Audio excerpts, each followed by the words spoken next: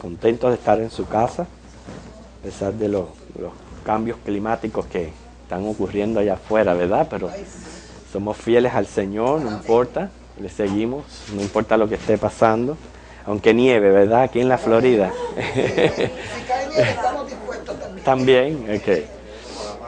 Pues entonces, así mismo. Pues vamos al Señor en oración y darle gracias porque el hecho de estar aquí en su casa son muestras del amor de Dios, el amor que Dios ha tenido con nosotros.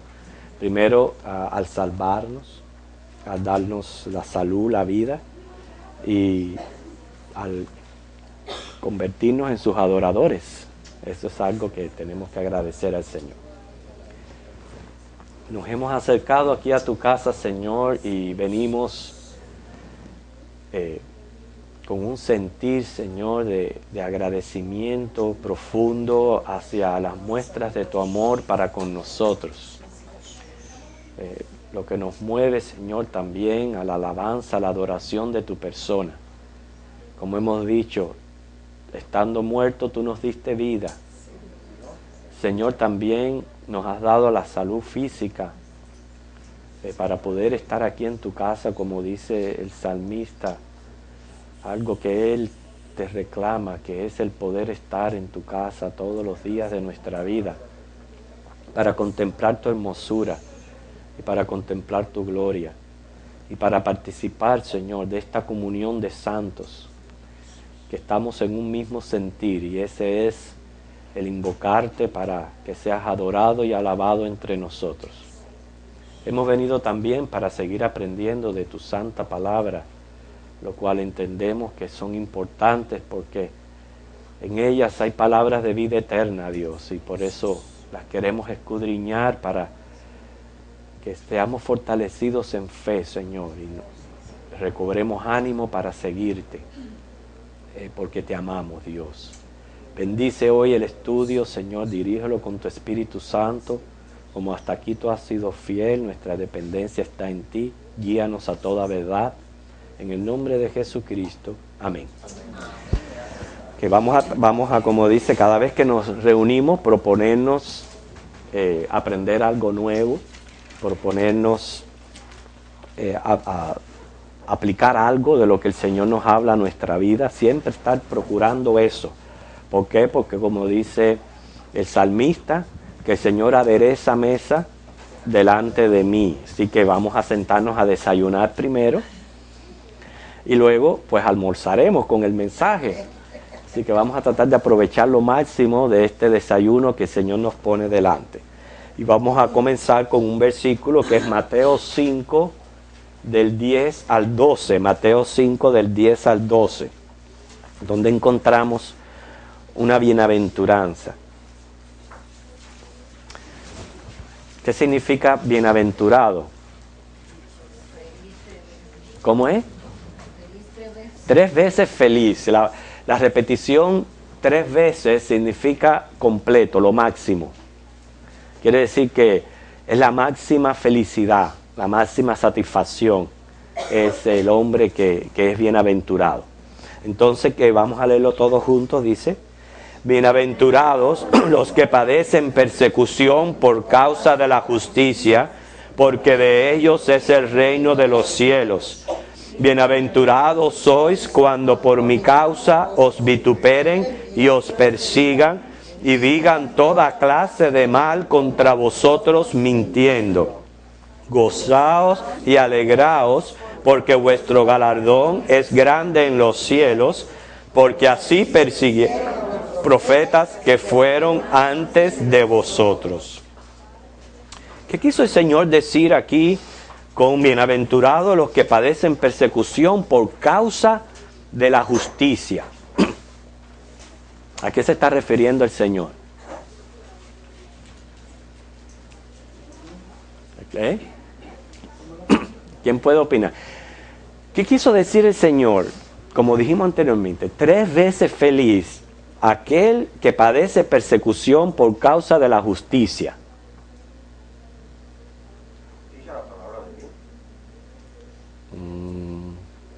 No.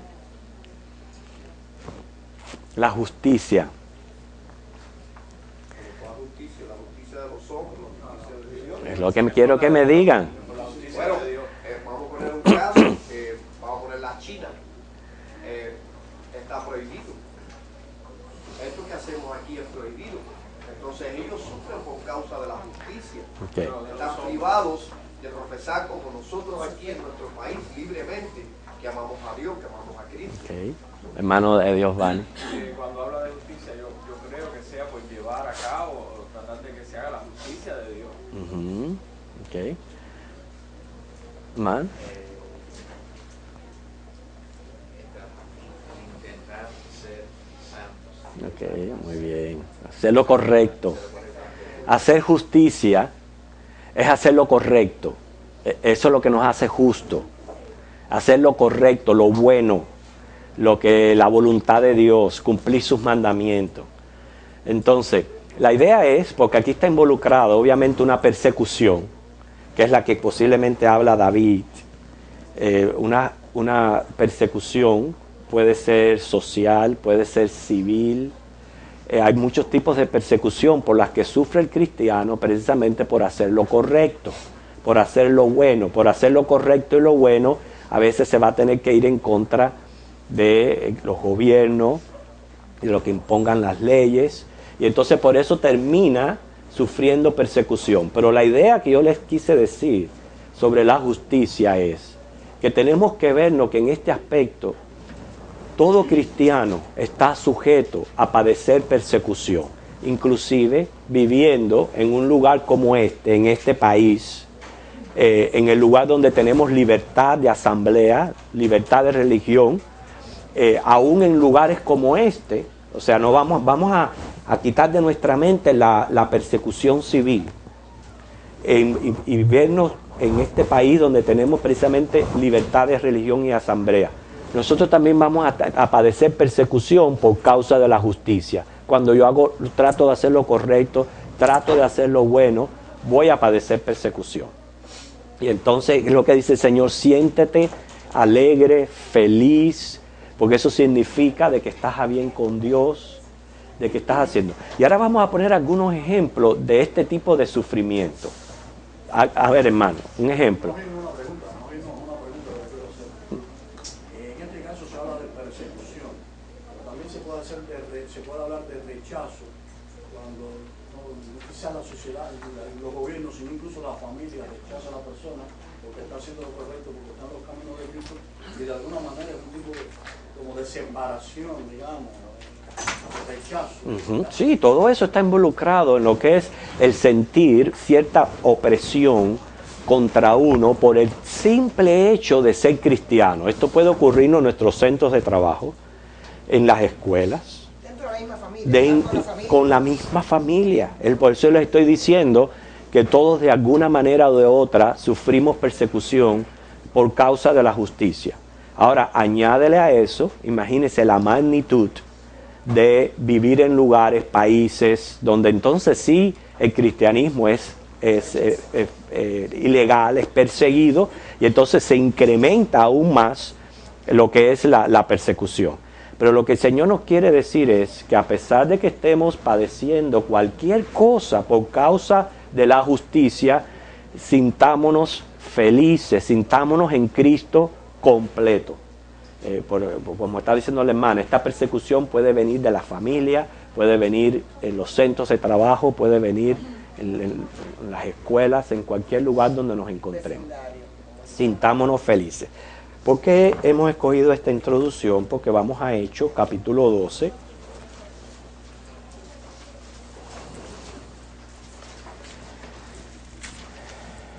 Ya habíamos dicho que con la muerte de Esteban se levantó una persecución de la cual participó activamente Saulo, que después llegó a convertirse. Se levantó una persecución contra los cristianos, los obligó prácticamente a esparcirse, a irse de Jerusalén debido a esta persecución que estaban ellos padeciendo, provocada por los judíos. ¿Okay? Pero ahora vamos a ver que en el capítulo 12 hay otro nuevo aliado que entra en escena y se une para perseguir también a los cristianos, que es Herodes. ¿Okay? Aquí se está tratando de Herodes Agripa. ¿Okay? Acuérdense que Herodes no es un nombre, sino es un título. ¿Okay?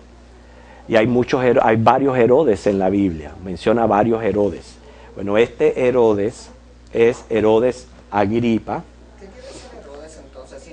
Ay, hermano, es un título. Yo le voy a buscar el significado, pero no lo tenía presente. Pero yo sé que es un título para un rey. Agripa, porque se enfermaba muy a menudo de este virus que hay ahora. Así que se pasaba a gripa. De gripa en gripa. Ajá. Bueno, se sabe que es él porque él gobernó entre los años 41 al 44. Y fue más o menos cuando sucedió este episodio que vamos a ver en el capítulo 12.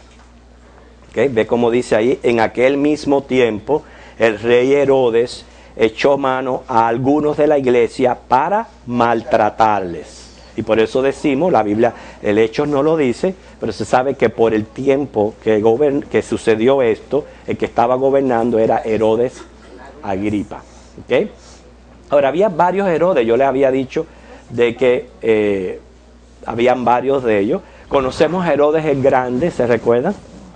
Que algo, cuando les viene este nombre a la mente, Herodes el Grande, ¿qué es lo que, en qué piensan? El nacimiento del niño Jesús. Ok, el nacimiento del niño, ¿qué más? Bueno, fue el que estaba gobernando cuando nació el niño Jesús. Precisamente, la matanza de los niños, precisamente el detalle de Herodes. Por eso es que los datos políticos en la Biblia son tan importantes. Por este Herodes se sabe que Jesús nació antes del 4 antes de Cristo.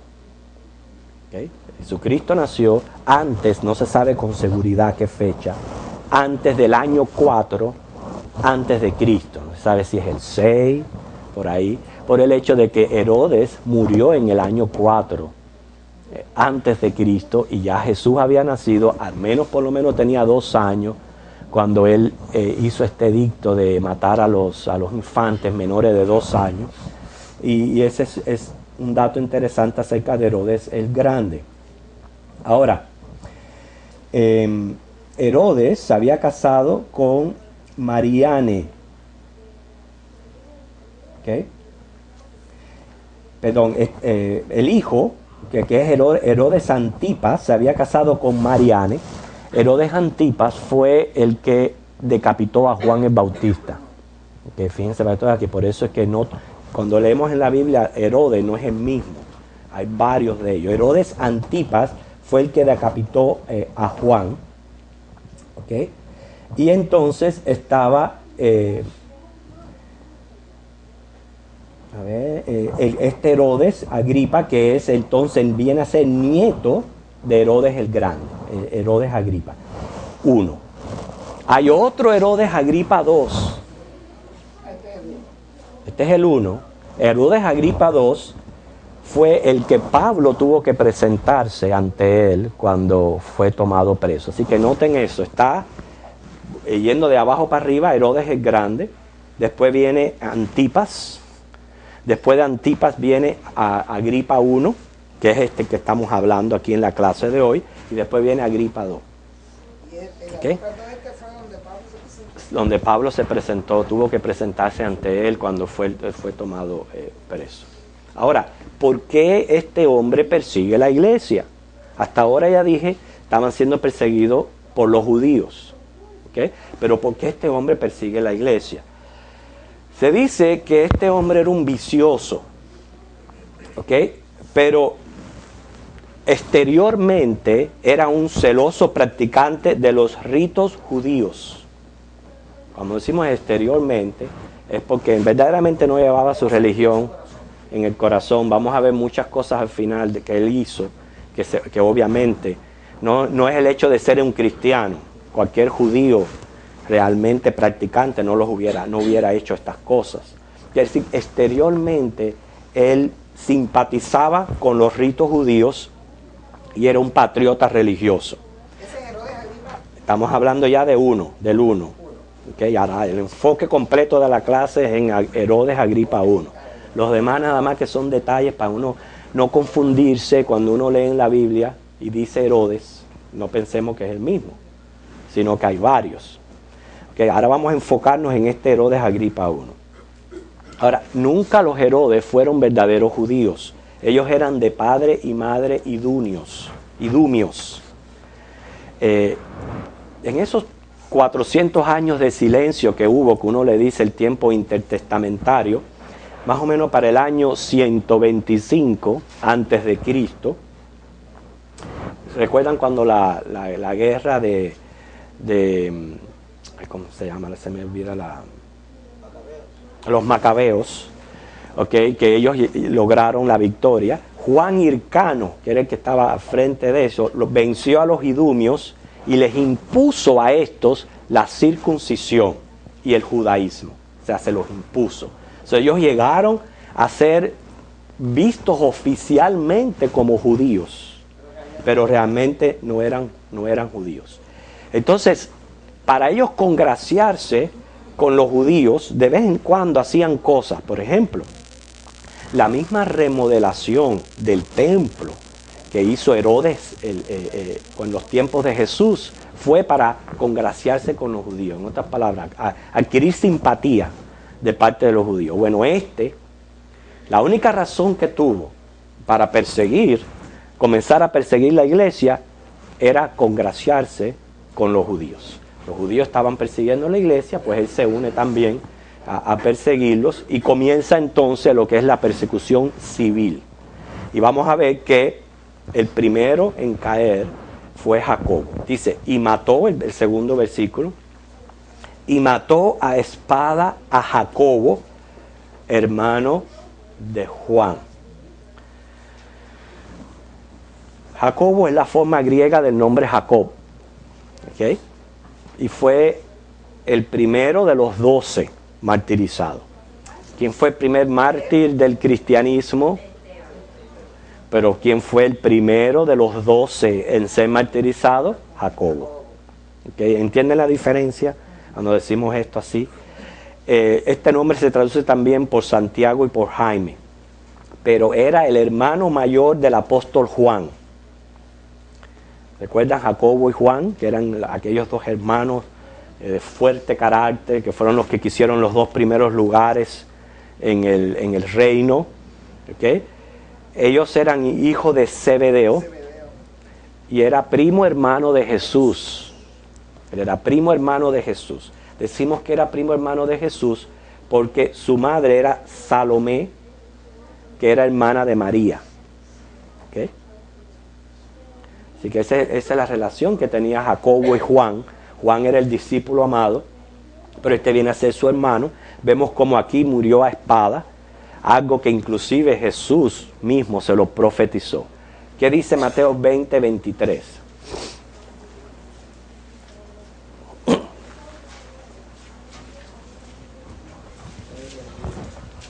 Ok, vamos a esperar a que todos lo tengan para que veamos cómo Cristo profetizó esto acerca de Jacobo.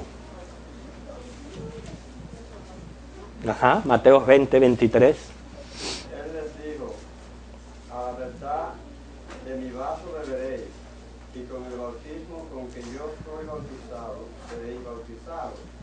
Pero el sentaros a mi derecha y a mi izquierda no es mío darlo, sino a aquellos para quienes está preparado por mi Padre. Okay. Lo que quiso decirle aquí el Señor con que ellos iban a tomar la misma copa era que ellos iban a tener que dar su vida también martirizados. Y en efectivo, todos fueron martirizados por causa del Evangelio, y de los 12, Jacobo fue el primero. ¿Okay?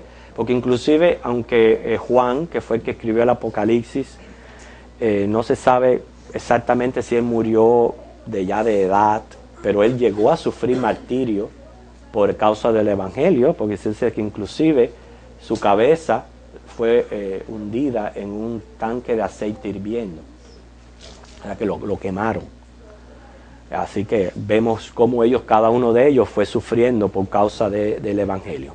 Ahora, la muerte de Jacobo, el haberlo matado a espada, obviamente hizo que Herodes cayera en gracia con los judíos y él siguió adelante. ¿Qué hizo? Dice el versículo 3, y viendo que esto había agradado a los judíos, ahí vemos el propósito por lo cual él hace esto, o sea que no era ni una motivación personal, ni algo que le habían hecho a él, o que Jacobo haya violado alguna ley o algo así, era simplemente porque quiso congraciarse con los judíos. Dice, viendo que esto había agradado a los judíos, procedió a prender también a Pedro.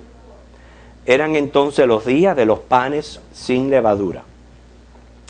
Cuando dice aquí los panes sin levadura, se está refiriendo a la celebración de la Pascua, que duraba una semana entera y comenzaba el lunes con la fiesta de los panes sin levadura, ¿okay? Pero duraba la Pascua la semana entera.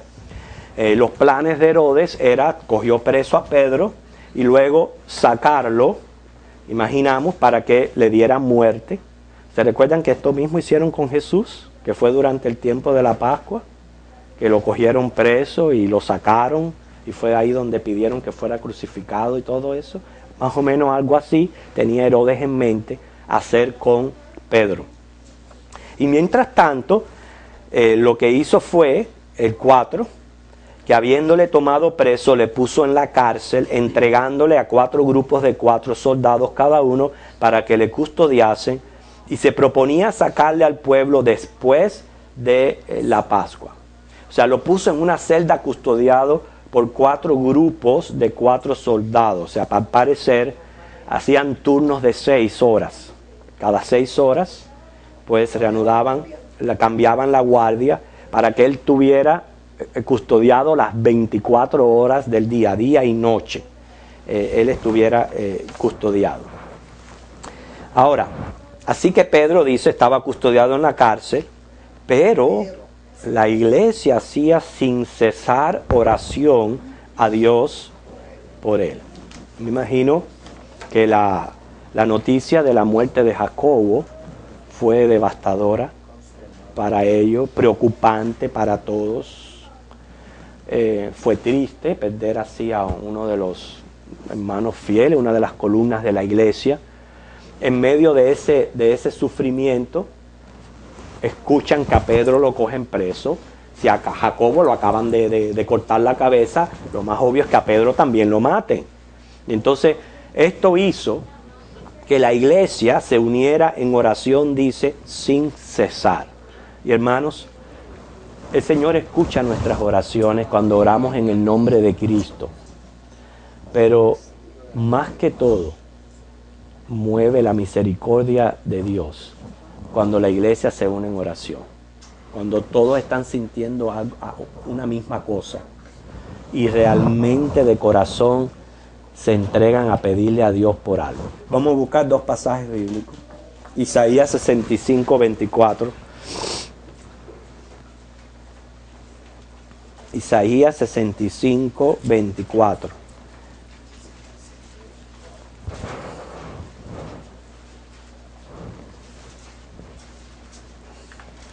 Porque este pasaje de Isaías 65, 24, vamos a ver cómo se hizo realidad en esto que estaba pasando en la iglesia.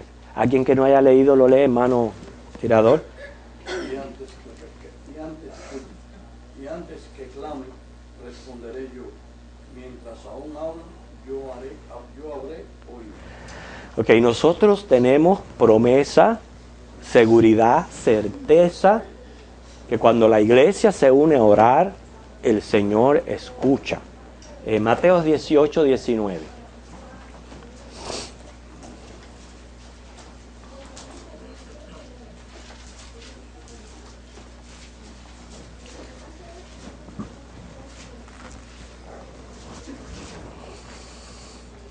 ¿Qué dice, hermano? ¿Alguien?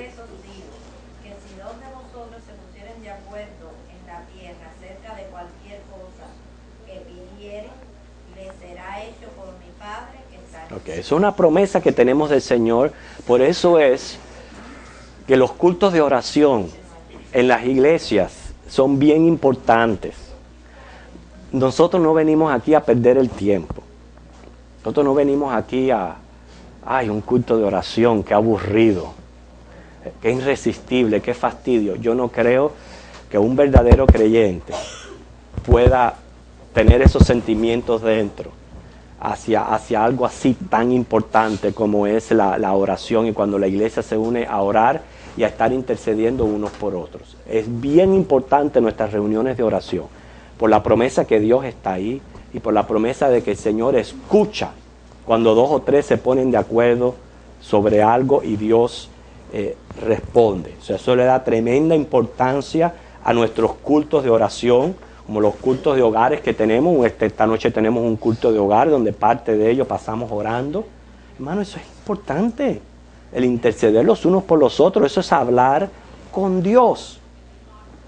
Lo que pasa es que nosotros se nos está acostumbrando tanto al entretenimiento, que si no hay nada entretenido delante de mí, pienso que es una pérdida de tiempo. Eso es tristemente lo que está ocurriendo hoy día en nuestra sociedad, donde todo tiene que ser atractivo, y si no es atractivo, pues no sirve o es aburrido.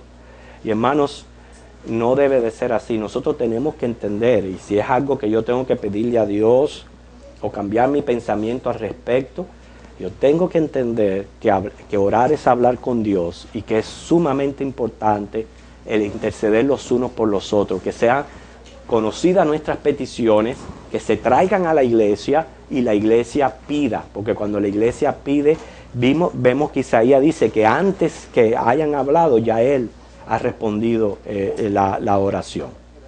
Ahora, noten esto que es interesante. Pedro duró 8 días de la fiesta en la cárcel. 8 días, porque lo toman preso primer día de la semana, espera Herodes a que pase toda la semana de la Pascua, para que cuando pasara la Pascua es sacarlo al pueblo, para que obviamente le diera muerte. O sea que él pasó 8 días, y vamos a ver cómo Dios milagrosamente responde a la oración de la iglesia y libera a Pedro. Ahora, esto por lo menos nos enseña mucho a nosotros. Número 1, Dios no libró a Jacobo. Dios no libró a Jacobo, porque Jacobo fue bienaventurado. ¿Okay? Lo que pasa es que nosotros tenemos un sentir hacia la muerte y hacia esa cosa. Estamos tan enraizados aquí en la tierra y en las cosas materiales, que no apreciamos lo que el Señor tiene para nosotros en ese mundo más allá. De todos, Jacobo fue bienaventurado, fue el primero en irse con el Señor. Fue el primerito, el número 1. Dios no quiso librarle, esa fue su soberana voluntad sobre la vida de Jacobo. Y además de eso, a Pedro, vemos cómo él lo va a sacar milagrosamente, pero no lo sacó el lunes. Lo dejó 8 días dentro de la cárcel, y lo viene a sacar ya cuando está a punto de ser sacado afuera para matarlo. ¿Por qué? Dios sabe lo que hace, pero más que todo Dios está trabajando con nosotros. Estaba trabajando con esa iglesia, con cada uno de los que era parte de aquella iglesia, que eran miles, ¿okay? Miles. Sin embargo, cómo se unieron, cómo pidieron a Dios, clamaron al Señor, y el Señor respondió al 8º día. ¿Okay? Vamos a ver el versículo 6, dice: cuando Herodes le iba a sacar, ¿okay? Quiere decir, esto iba a ocurrir al otro día, ¿okay? Aquella misma noche estaba Pedro durmiendo entre 2 soldados, sujeto con 2 cadenas, y los guardas delante de la puerta custodiaban la cárcel. Dice que aquí que se presentó un ángel del Señor, una luz resplandeció en la cárcel, y tocando a Pedro en el costado le despertó diciendo: levántate pronto. Y las cadenas se le cayeron de las manos. Le dijo el ángel: cíñete y átate las sandalias. Y lo hizo así. Y le dijo: envuélvete en tu manto y sígueme. Y saliendo le seguía, pero no sabía que era verdad lo que hacía el ángel, sino que pensaba que veía una visión. ¿Okay? Una noche común, Pedro estaba durmiendo, seguía encadenado. ¿Okay? Yo encuentro más tremendo. O sea, no tan solo tenía 4 soldados cada 6 horas, estaba atado, encadenado. No, nosotros estamos delante de un milagro. Un milagro de Dios. Un milagro que también viene de su voluntad, porque Dios hace lo que Él quiere. En ese aspecto fue que yo les dije a Jacobo, Dios no lo libró de la espada, no lo sacó el lunes. O sea que estamos frente a un milagro y nosotros, por eso nosotros creemos en los milagros de Dios, pero son milagros que Él hace como Él quiere, cuando Él quiere, porque el milagro siempre va a servir de señal. Y vamos a ver cómo esto sirvió para Pedro y la vida de la iglesia que estaba orando. Ok. El milagro ocurre que se aparece un ángel. Todavía en el libro de Hechos, recuerden, no tenían el Nuevo Testamento. Dios usaba visiones, Dios usaba sueños y Dios usaba apariciones de ángel. Que noten que de eso sí no se habla, de que haya cesado la aparición de ángel. Ya eso no se vuelve a mencionar jamás en la iglesia, porque no ha ocurrido. Yo no sé, ¿hay alguien aquí que se le haya aparecido un ángel?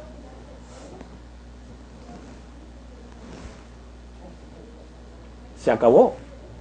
Hay cosas que se acaban. Dios usa y ya se acaban. Hay que tener en cuenta eso. Todavía en estos episodios Dios sigue usando a sus siervos los ángeles. Y porque a Dios le agrada usarlo, no porque Él no tenga poder para hacerlo de otra manera. Dios le agrada usar a estos ángeles. Este ángel se aparece. Un dato interesante es que el único que lo vio fue Pedro. Esos guardias ni se dieron por enterados de lo que estaba pasando. Fíjense para que tú veas las cosas milagrosas de Dios, hermano. El tremendo poder. Él despertó a Pedro, sí. lo despierta. El tremendo poder que hay en Dios. De que inclusive una luz. Y a esos soldados ni se dieron por enterados de nada de eso. Es increíble. Pues eso es lo que hace que sea algo procedente divino. Es increíble. No tiene explicación. Eso es lo que es verdaderamente un milagro. Cuando no tiene explicación. Si usted le puede dar explicación, entonces, pero esto es algo extraordinario, de que haya habido una luz, de que lo haya tocado, de que esas cadenas solitas así se cayeran. Él estaba, parece más gente con aquel calor, me imagino, en una cárcel fundido ahí abajo, parece que tenía poca ropa. Caso el soldado dice, vístete, ponte la sandalia, envuélvate en el manto y sal conmigo. Y salieron. Salir y que ninguno de los lo vea. Nadie lo vio. Y cuando llegaron a la reja, la puerta sola se abrió. Se abrió aquella puerta, ellos salieron, Pedro cogió por un lado, el ángel se desapareció, no lo volvió a ver más. Inclusive Pedro pensó que aquello todo era una visión, no lo concebía que era real. La experiencia que él tuvo, para él no era real, sino que él pensaba de que él veía una visión. ¿Okay? Esta era la segunda vez que Pedro escapaba de una cárcel. En Hechos 5:19 vemos que él también sufrió cárcel. ¿Okay? Pero es puesto en libertad por el Señor. Una de las cosas antes de continuar con la clase que me enseña, hermanos, es que van a haber situaciones en mi vida que van a ocurrir, que yo me voy a sentir que estoy preso. Me voy a sentir que estoy acorralado o que no tengo escape o salida. Esa es la manera de sentirse uno preso. Cuando uno está en medio de una situación que no tiene escape y salida. Por lo menos me tiene que ayudar a mí, lo que yo estoy escuchando. Si lo creo, porque esto hay que tener fe para creerlo. Esto no es un cuento de hadas, ni un cuento imaginario. Escritura inspirada por Dios. De que de igual manera que Dios milagrosamente libró a Pedro de esta manera, Él me puede sacar a mí, milagrosamente, de cualquier situación en que yo me encuentre, si es su voluntad, y de seguro que en medio de todo eso es para enseñarme una lección. Pues ya repito, no sacó a Pedro el lunes. Lo dejó 8 días ahí. 8 días a Pedro en la cárcel. Y también probándolo de su fe. Y también probando a la iglesia que estaba orando sin cesar por él. Porque había comenzado la persecución. Vamos a ver qué siguió ocurriendo. Dice el 11, que entonces Pedro, volviendo en sí, estaba como en un éxtasis, sí, dijo, ahora entiendo verdaderamente que el Señor ha enviado su ángel y me ha librado de la mano de Herodes y de todo lo que el pueblo de los judíos esperaba. Y habiendo considerado esto, fíjense cómo él dice, habiendo considerado esto, como todo lo que ocurre en nuestra vida, el Señor quiere que nosotros nos detengamos y que consideremos, bueno, Señor, ¿por qué me pasó esto?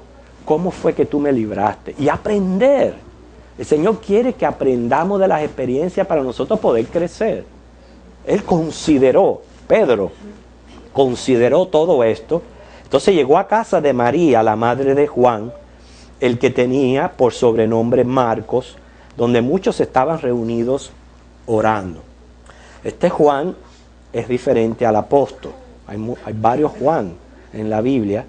Entonces aprendemos que este es Juan Marcos, el joven Juan Marcos. El nombre de Marcos verdaderamente era Juan. El Marco era un apodo.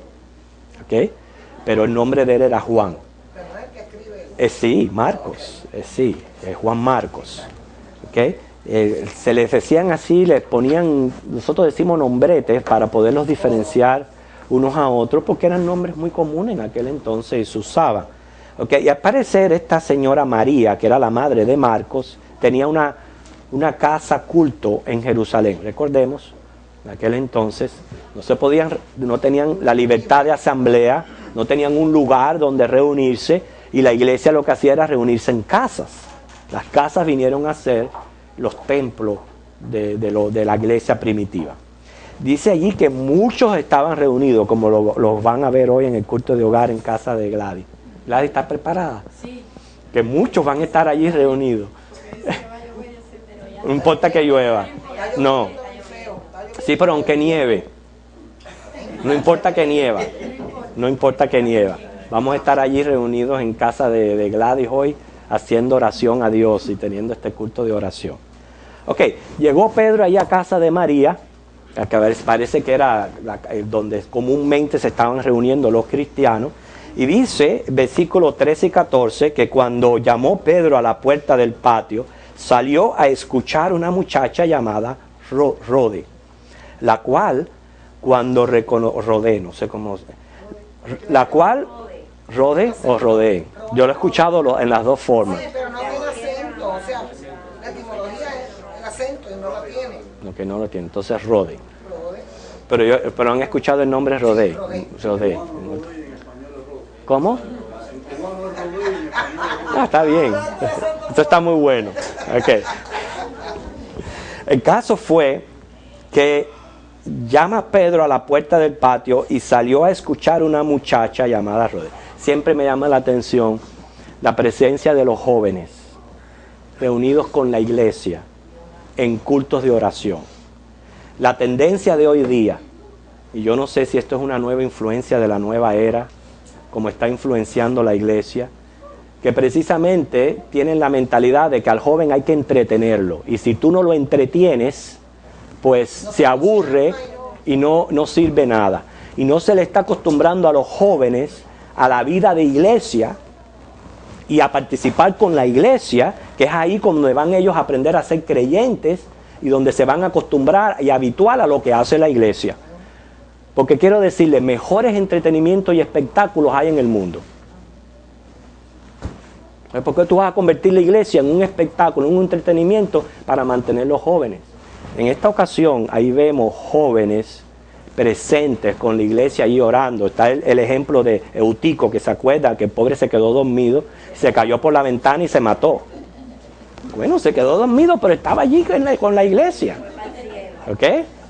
No porque que Pablo lo resucitó, pero estaba allí. estaba allí con la iglesia, como está nuestro hermano hoy aquí, Norley, y está nuestra hermanita Raquelita. ¿Okay? Estoy mencionando jovencitos, yo sé que todos ustedes son jóvenes. Estoy mencionando jovencitos nada más. Muchachos y muchachas. Muchachones. Ah, ok. Ok, entonces Rode viene, la cual dice que cuando reconoció la voz de Pedro, de gozo no abrió la puerta.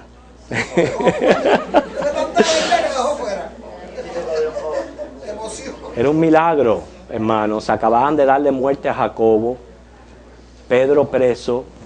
Ese día posiblemente ya lo iban a sacar a darle muerte. Así que verlo de buenas a primeras en la puerta, un milagro. Entonces, de gozo, lo que hizo fue dejarlo afuera. Y corrió adentro y dio la nueva de que Pedro estaba a la puerta. Y ellos le dijeron, ¿estás loca? Pero ella aseguraba que así era. Entonces ellos decían, es su ángel. Fíjense la enseñanza tan grande que tenemos aquí. Nosotros nos reunimos a orar y oramos, y cuando Dios responde, no lo creemos. Entonces comenzamos a buscar excusas o justificar cómo fue que la situación se resolvió, en vez de inmediatamente darle gloria a Dios y decir, Señor, gracias por responder mi oración. Ah, no, a mí se me quitó el dolor de cabeza porque me tomé un Tylenol. ¿Estabas orando? Dile, gracias al Señor se me quitó el dolor de cabeza, aunque después me tomé el Tylenol. Pero primero, dale gloria y gracias a Dios.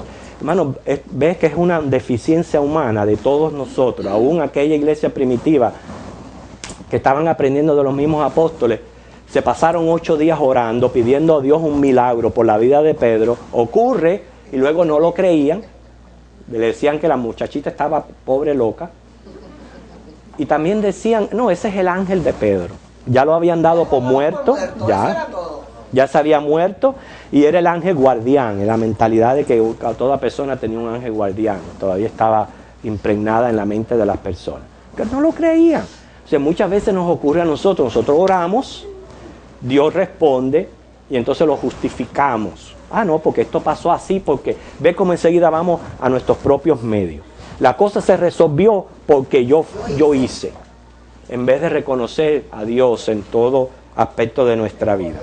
¿Okay? La misericordia de Dios antes que nada. Así mismo. Entonces dice, mas Pedro persistía en llamar. Imagínense, estaba acabado de salir de la cárcel, quería que le abrieran la puerta. Ya no vienen a buscarme otra vez, toda la gente me dice... No, lo que ocurrió allí fue un caos tremendo. Ellos discutiendo, me imagino, adentro del lugar, pensando, y Pedro, el pobre, llamando allá afuera. Dice que cuando entonces abrieron, le vieron y se quedaron atónitos. Se asombraron de que estaba allí. ¿Ok? Pero él, haciéndoles con la mano señal de que callasen, les contó cómo el Señor le había sacado de la cárcel y dijo, haced saber esto a Jacobo y a los hermanos, y salió y se fue a otro lugar. ¿Okay? Ajá. Sí, ahora vamos a verlo. Yo lo voy a mencionar a Jacobo. Aquí Jacobo es el hermanastro de Jesús. Es el Santiago, porque recuerden que les dije anteriormente que Jacobo también es Jaime o Santiago. Entonces, el libro de Santiago es escrito por Jacobo, hermanastro de Jesús, que llegó a ser el pastor de la iglesia en Jerusalén. O sea, ellos recuerden que al principio del ministerio los hermanos de Jesús no creían. Al parecer ellos llegaron a convertirse, al menos 2, los demás no se sabe de ellos, pero Judas y Jacobo son hermanastros de Jesús. ¿Hermanastro o medio hermano? No, yo le digo hermanastro, yo no sé. Medio hermano. They're not stepbrothers. Ok, explíqueme un poquito. Para mí un hermanastro es que es hijo de uno de los padres, pero tiene una madre que no, o viceversa. No es hijo del mismo padre. Diferente madre o diferente There's a padre. difference between stepbrother and half-brother. I have a stepbrother. Mi hermanastro es hijo de mi madrastra, pero el papá es otro. Ah, está bien, entiendo la diferencia. Yo ya Ok. somos hermanastros. Está bien, entiendo la Estamos acá, diferencia. ellos por acá. Exacto. Lo lindo por acá y por allá. Sí. Gracias por explicarme. Entonces son medios hermanos. Pero, hermano, Sí, gracias por explicarme, porque yo no sabía la diferencia en que había qué lindo es castellano. de que... Sí, no, es verdad. Yo no sabía la diferencia que había entre uno y otro. Yo pensaba que los dos eran, que a todos se les llamaba lo mismo. Estos eran hijos de José, De José y María. pero no de María. ¿De María? ¿Con qué otra va a ser José? No, pregunto, porque si eran medio hermanos. Medio hermano de la pareja. Era hijo de José. Pero tenemos que llamarle medio hermano de Jesús porque acuérdese que es engendrado por el Espíritu Santo. Ahí voy, José y María. ¿Qué es lo que se niega? Sí, ¿Qué es lo que se niega? Y eso es exacto. importante. Sí. Se niega que José y María no tuvieron hijos. Sí. La Biblia dice que sí, que Sí tuvieron hijos. Ok, entonces Jacobo es medio hermano de Jesús, como es Judas también. Y ya dije, ya llegó a ser el pastor de la iglesia en Jerusalén. Por eso es que Pedro le dice, vaya y díganle a Jacobo, porque él ya estaba como oficialmente instituido como pastor de la iglesia en Jerusalén allí. Por eso él dice, vaya y avísenle a Jacobo, para que, porque al parecer, hermano, eran tantos los que habían creído, no todos podemos pensar que cabían en la misma casa, entonces puede ser que hayan habido varias casas donde se reunían, pero que el que estaba responsable de la iglesia en Jerusalén era este Jacobo. ¿Okay? Comenzaron a hablar a la misma vez, así como hacemos mucho nosotros los latinos, y después decimos que estaban comenzando todos a hablar a la misma vez, de manera tal que Pedro quería llegar y contarle y no lo dejaban hablar. Pedro tiene que mandarles a callar y entonces él da testimonio de cómo había sucedido todo, y entonces lo que hizo es que se fue de esos lugares, ¿okay? Se fue para otros lugares donde vamos a ver que él va a aparecer en otras ocasiones, la vida de Pedro, pero ya de aquí en adelante, más bien, aunque se menciona a Pedro varias veces, Hechos hace así, toma el timón y se va a dirigir a la vida de Pablo, porque tiene mucha relación con lo que está sucediendo con los gentiles, que es prácticamente la dispensación que está en este momento, los gentiles. Esa es la única razón por la cual Hechos hace así y se desvía con Pablo. Esto lo he dicho en otras ocasiones, no quiere decir que los otros apóstoles estaban, como dice, retirados. Cada uno de ellos fue activo, cada uno de ellos hizo algo para la gloria del Señor, incluyendo a Pedro. Ok, pero vamos a ver qué ocurrió para poder terminar. Ajá. Una cosita que me dice, y salió y se fue a otro lugar. Luego que fue de día, o sea, que se fue de noche. Ajá. Él no caminaba por el día porque sabía que lo estaban Sí. velando. Sí, Luego que fue de sí, él se fue, él no se quedó allí porque sabía que lo iban a buscar. ¿Ok? Ahora, dice el 18, luego que fue de día, hubo no poco alboroto entre los soldados. ¿Ustedes se imaginan? ¿Ok? Sobre qué había sido hijo de Pedro. No, ellos definitivamente a los pobres 4 soldados los mataban. ¿No? A todos. A Wow. los 16, exacto. Ese poder que- Porque ellos tenían, exacto, la responsabilidad. Todos los de esa Todos. De la guardia. Sí, porque ellos, eso era un cumplimiento de la ley, a ellos no se les podía escapar un preso. Okay, ¿se recuerdan el temor del carcelero de Filipo? Por eso mismo. Okay.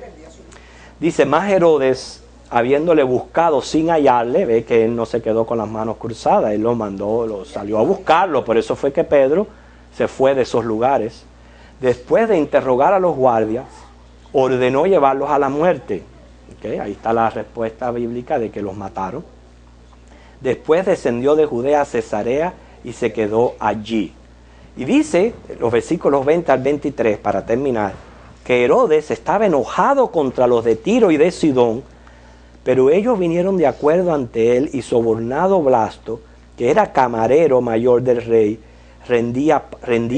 pedían paz, porque su territorio era abastecido por el rey, del rey. Ok, vamos a ver varias razones por las cuales este Herodes muere. Él murió. ¿Ok? La capital de la provincia estaba en Cesarea, pero Herodes siempre tenía la costumbre de pasar los días de la Pascua en Jerusalén, porque el judío era famoso provocar rebeliones durante esos días. ¿Se recuerdan que Herodes, cuando en los tiempos de Jesús también estaba en Jerusalén, que por eso fue que Jesús fue llevado también a Herodes? Ellos acostumbraban en ese tiempo de la fiesta de la Pascua ir a Jerusalén y estar allí por estos alborotos que hacían los judíos. Entonces, por esa razón él se encontraba en Jerusalén cuando le dio muerte a Jacobo y cogió preso a Pedro. Ahora, aquí el versículo 20 menciona un problema con la gente de Tiro y de Sidón. ¿Okay? Esta gente, Tiro y Sidón, son las provincias que están debajo de Galilea. ¿Okay?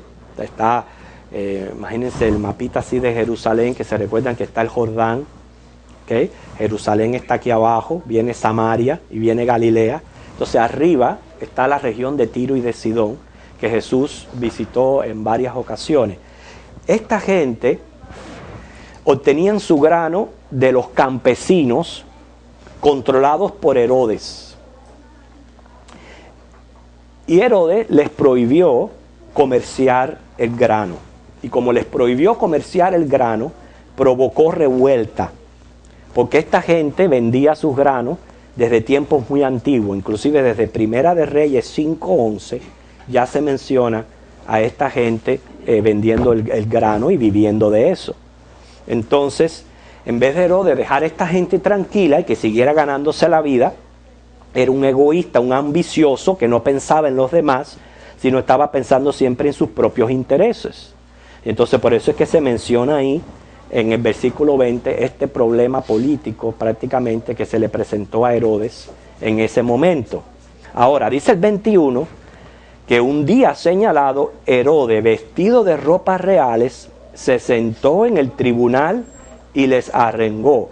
Y el pueblo aclamaba gritando, voz de Dios y no de hombre. Y al momento un ángel del Señor le hirió por cuanto no dio la gloria a Dios y expiró comido de gusanos. Según el historiador Josefo, durante el segundo día de una fiesta pública, Herodes había aceptado el homenaje que se le debe solo a Dios. No debe de extrañarnos porque eso es lo que hacían los políticos de aquel entonces, especialmente los emperadores, creerse dioses y aceptar la adoración de las masas. Pues esto lo quiso hacer Herodes. Pero particularmente, ¿qué pasaba con este hombre? Se recuerda que al principio de la clase yo les dije que él exteriormente simpatizaba con los judíos. ¿Se recuerda? Y los judíos se caracterizan por ser ¿qué? Monoteístas, adoradores de Dios. Si algo tiene el judío, es que ellos sí no, por lo menos eso, adoran a Dios. ¿Okay? Y entonces, precisamente este hombre ya sabiendo de antemano, porque haya sido o no convertido, el caso es que él simpatizaba con los judíos, conocía esto, aún conociendo esto, él quiso hacerse grande, quiso recibir adoración de los hombres, y dice la Biblia, por eso dice, cuanto no dio gloria a Dios. ¿Okay? Por eso dice que murió comido de gusanos. Quiso congraciarse con los judíos, se metió contra el Hijo de Dios y no duró mucho su enaltecimiento. Murió comido de gusano. Hermano, yo sé que a todos nos espera morir comido de gusano, pero cuando la Biblia lo habla así. Así que échese bastante perfume, que le echen bastante perfume. Rey, mire, yo estuve viendo una vez un programa forense. Disculpen que les diga esto.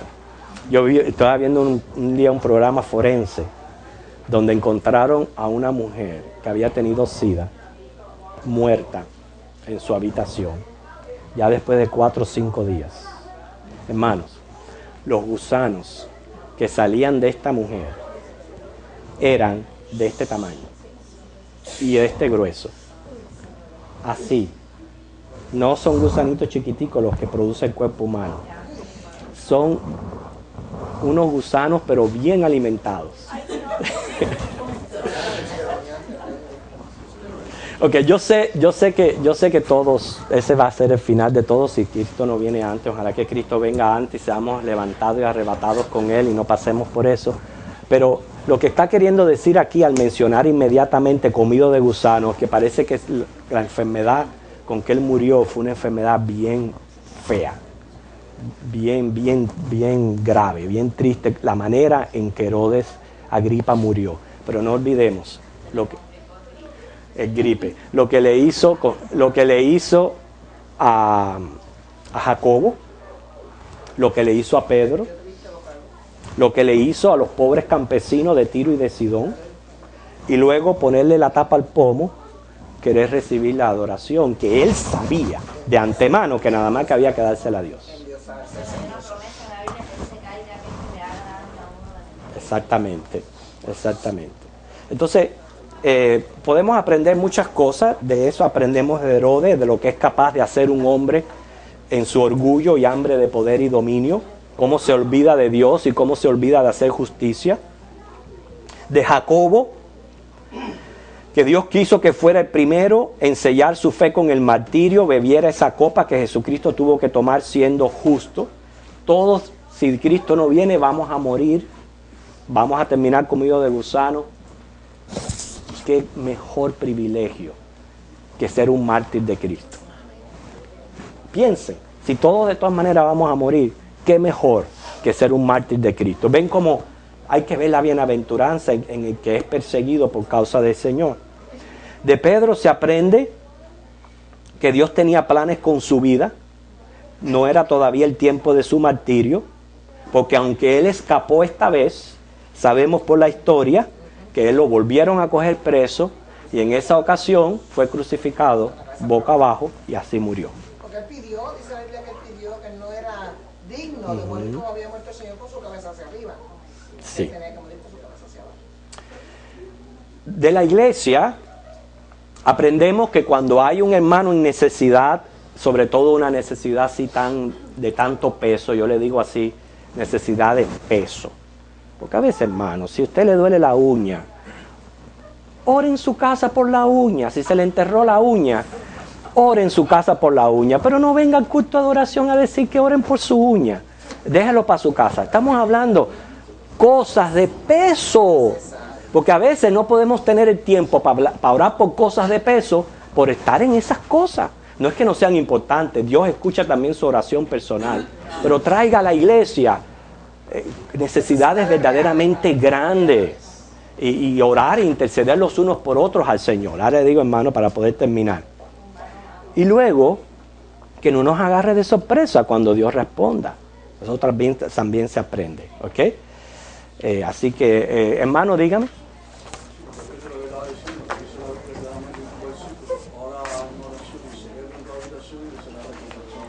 Claro, hay muchas cosas que pertenecen a nuestra oración privada.